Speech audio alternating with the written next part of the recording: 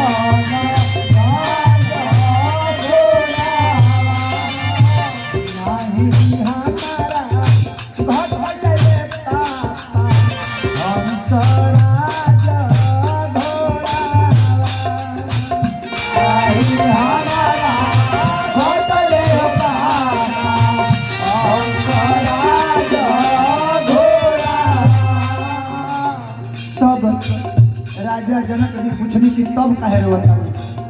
तो कहली कि बाबूजी हमरा ऐसा चीज घटल बा जौन रौरा से पूरा नहीं हो सकत। कहले कि बताओ तो बताओ तनी एक घटलिए पापा मैया जी के गोदिया एक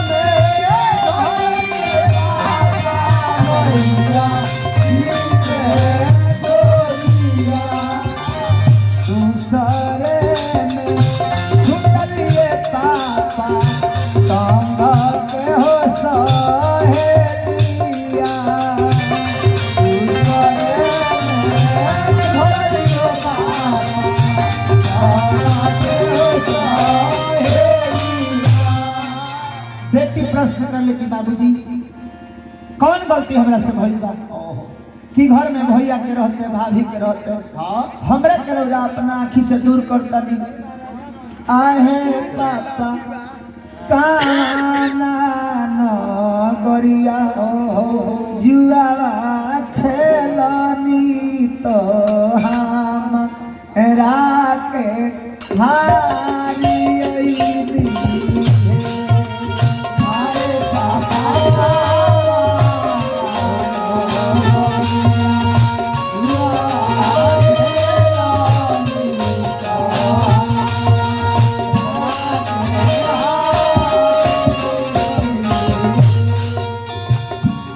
पापा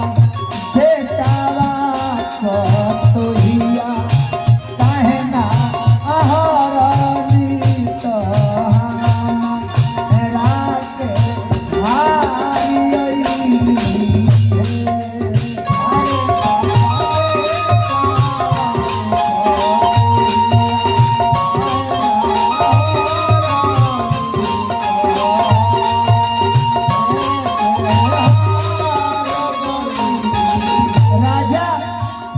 जनक जी कहने की बेटी हम तरह के हारम नहीं थी ये दुनिया के रीत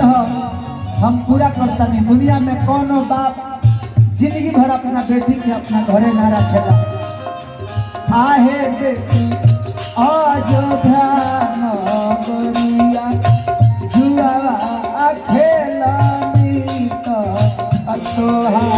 हेरा के हारी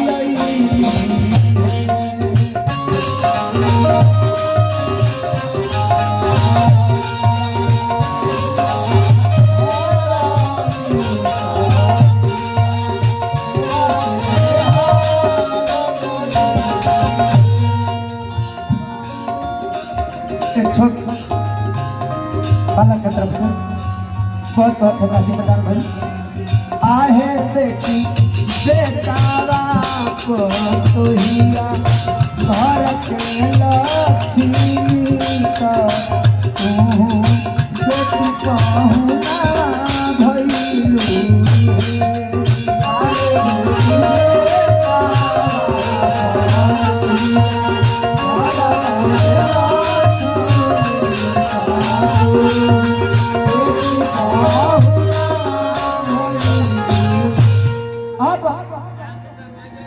कन्यादान के बाद एगो गीत रो सब सुनले हो कब कि आंगना में रोवे ली दुलारी धिया दुआरा बाजे बैंड बाजा चिटुकी घर सिंदूरा से खरीद के बिहने ले जाइए राजा। कैसन नियम बा कि 20 बरिस के पोसल बेटी घर के पाहुन हो जाता रही आ दूसरा के बेटी रवा ले आवत नहीं अपना घर में तो रवा घर के लक्ष्मी हो जाता। अब धार खुराला लोग कहला कि अरे अरे भैया अभी भैया हो धारावा जानी तू धारावा के तुरल वही निहारी जइब जीतीनी है राम। अच्छा एमे लोग बाहर घुमावल जाला अल्लावा मिलावल जाला के लोग कहेला मुकेश जी लावा मिलाओ तनी तो कह के तो लावा मोर लावा एक मिलावे लावा मोर लावा एक मिलावे मोर लावा एक मिलावे मोर लावा एक मिलावे हर दीदी हमर भैया एक लगता हर दीदी हमर भैया एक लगता हर दीदी हमर भैया हर दीदी हमर भैया अरे भैया के दीदी हमारा भैया के एक लोग सुताओ रे चली कोई बात नहीं ठंडा के दिन में वीरेंद्र तिवारी के दीदी हमारा भैया के लोग सुताओ रे चलो एक एक चलो ना मैं काम खींचे अपनो बता दी 63 बन जाए के अपनो बता दी अब भगवान राम से सखी लोग कहते कह दुल्हा ये दुल्हा सोन के सिनोरवा लिहले तनी साउंड कम होती है मैं इनके ट्रेबल सोन के सिनोरवा लिहले सखी सब पाले सोन के सिनोरवा लिहले सखी सब पाले सिनोरा लगाई दुल्हा भर के बिचारा है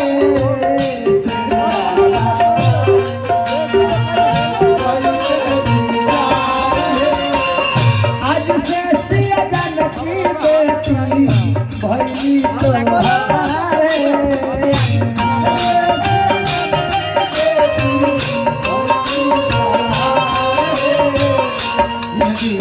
सही दुल्हन के धार है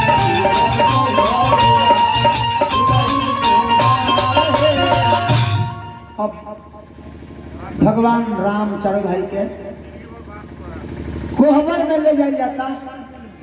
कोहबर में अनेकों प्रकार के जवाब सवाल भइल बा सखियों से अब भगवान राम 1.25 महीना कोहबर में रहल बा 1.25 महीना 1.25 महीना के बाद राजा जनक जी विदा करतनी अपना चारों बबनी लोग के जेकरा घर से एगो लड़की जाली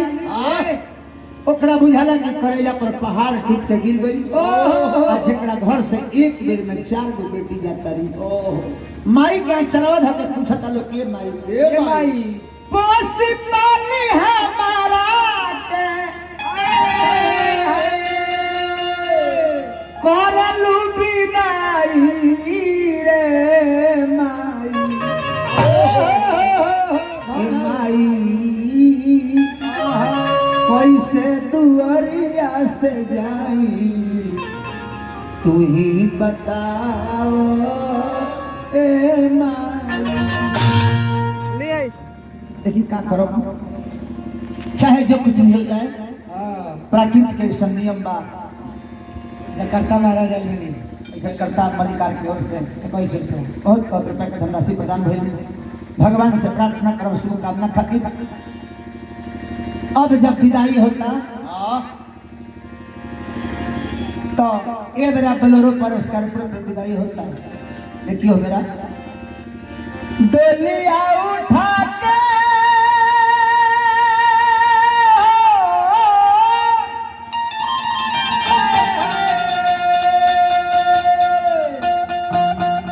डोलिया उठा के कांधे चले ले कहरवा तब बेटी परदेसी भई परदेसी